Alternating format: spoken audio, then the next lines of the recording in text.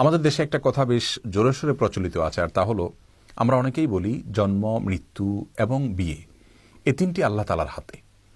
আবার অনেকে ছন্দের সঙ্গে তাল মিলিয়ে বলি যে জন্ম, মৃত্যু, বিয়ে তিন বিধাতা নিয়ে, অর্থাৎ আল্লাহ রাব্বুল আলামিন এই তিনটা নিয়ে আছেন এবং এই তিনটা আল্লাহ তাআলার হাতে। আপাত দৃষ্টিতে মনে হচ্ছে যে এটি তাকদীরের প্রতি বিশ্বাস এর কথা প্রকাশ করা ভালো কথা, কিন্তু মূলত এটি আল্লাহ রাব্বুল আলামিনের যে তাকদীর রয়েছে সেটাকে সীমাবদ্ধ করার শামিল। শুধুমাত্র জন্ম, মৃত্যু, বিয়ে কেন, সব কিছুই আল্লাহ রাব্বুল আলামিনের হাতে, সব কিছুই আল্লাহ রাব্বুল আলামিনের তাকদীরের অধীনে।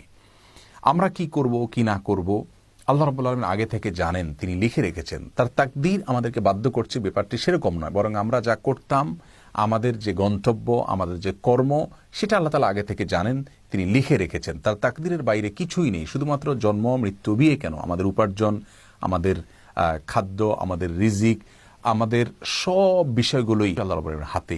ওই অর্থে কোরআন কারীমে আল্লাহ রাব্বুল আলামিন বলেছেন ওয়াকুল্লু সগীরিন ওয়া কাবীরিন মুস্তাতার, প্রত্যেক ছোট বড় সব বিষয় লিপিবদ্ধ রয়েছে।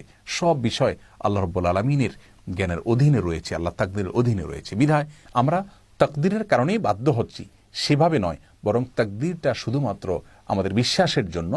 আর কর্মের জায়গা আমাদেরকে ঠিকই পরিশ্রম করে যেতে হবে। স্বয়ং রাসূল করিম সাল্লাল্লাহু আলাইহি ওয়াসাল্লামের হাদিসে আমাদেরকে নির্দেশ করা হয়েছে আমালু, তোমরা কাজ করতে থাকো, ফাকুল্লুন মুয়াসসারুন লিমা খুলিকা, তোমার তাকদীরে যা লেখা আছে সেদিকেই তুমি যাবে, বাট তোমার কাজ হলো পরিশ্রম করে যাওয়া, কাজ করে যাওয়া। অতএব তাকদীরের দিকে আমরা লক্ষ্য করে থাকবো না, তাকদীর শুধু বিশ্বাস করবার জন্য, কাজের ক্ষেত্রে আমরা শুধুমাত্র কাজ করতে থাকবো। অতএব আমাদের এই ধারণাকে আমরা সংশোধন করে নিব, শুধুমাত্র জন্ম, মৃত্যু, বিয়ে নয়, সব কিছুই আল্লাহ রাব্বুল আলামিনের তাকদীরের অধীন এবং সব কিছুই আল্লাহ রাব্বুল আলামিন জানেন।